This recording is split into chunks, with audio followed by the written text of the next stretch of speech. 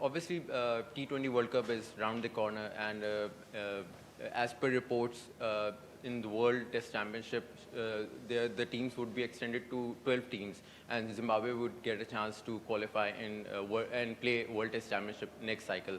Do you think these motivations are becoming a good source for you to become a better team and give good performance?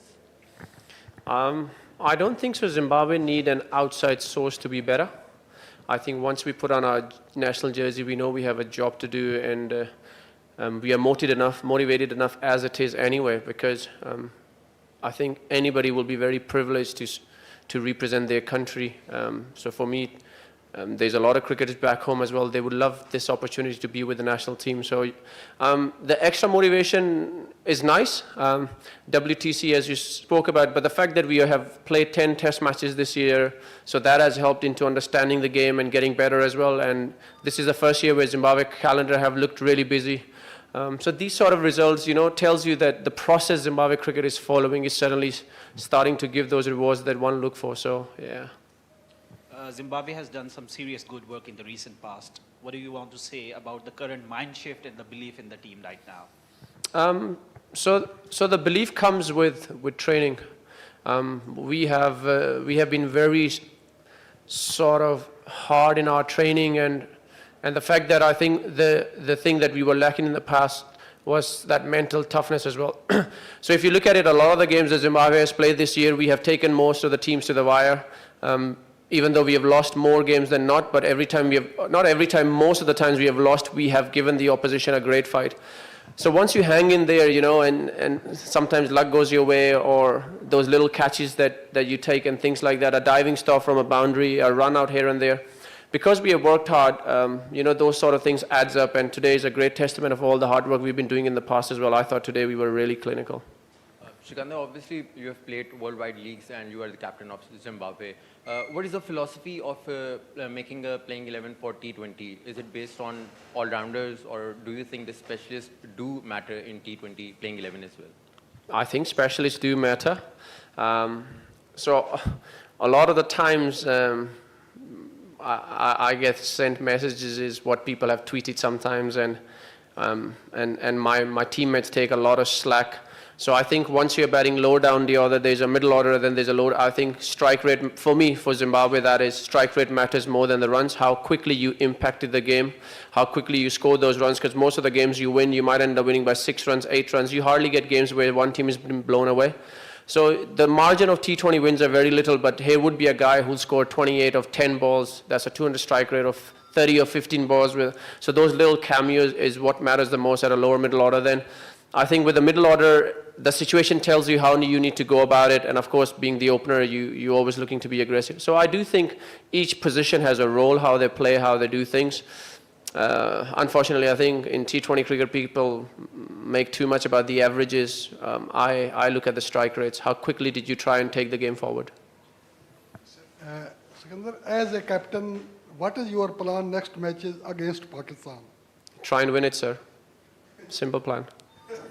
Inshallah. Your individual performance is very impressive in Pakistan. Did you find any difference while playing in the Pakistan Super League in the current series in the pitch conditions?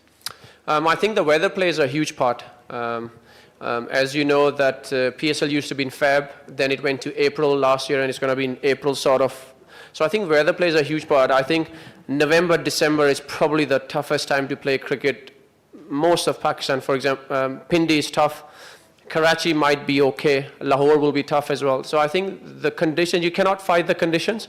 And credit to groundsmen, to be honest, even in these difficult conditions, they have managed to prepare some sort of decent wickets as well. The sun hardly comes out. When it comes out, it's not warm enough, and then the temperatures drop quickly. The dew takes a huge part. So kudos to groundsmen for trying to give the best possible wicket. So I think they've done a fantastic job. Sikandar, congratulations on the victory today. So just a word on Tino Maposa and Brad Evans. How have they stepped up in this encounter, and of course against Pakistan as well? They bowled brilliantly, given that with the absence of Blessing.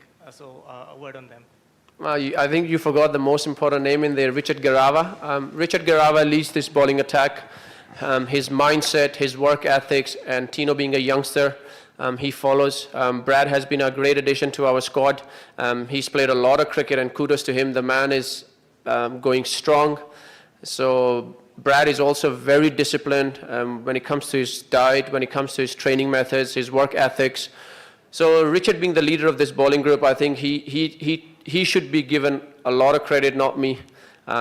So we have our own things that we do in the changing room, and I think Richard has been a fantastic leader of this bowling group, even without blessing Muzrabani. And we dearly missed him, but unfortunately he was injured, and we all praying for his quick recovery because he's a vital part of our family.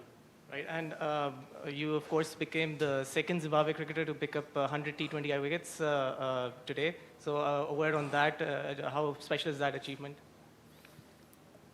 The achievement was made even more special because Zimbabwe won. All these accolades that comes our way, they only matter when Zimbabwe won. The culture we're trying to change in the changing room, celebrating those smaller things rather than the bigger things. For example, the way Marumani went about his business in the first 3 overs, that's what I want to celebrate. I want to celebrate the fact that Zimbabwe is averaging 37 as an opening stand at a decent strike rate. That's something I want to celebrate.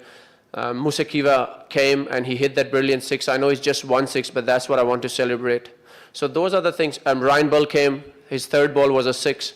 These are the small things that I celebrate. And if you win the game, then of course we enjoy together.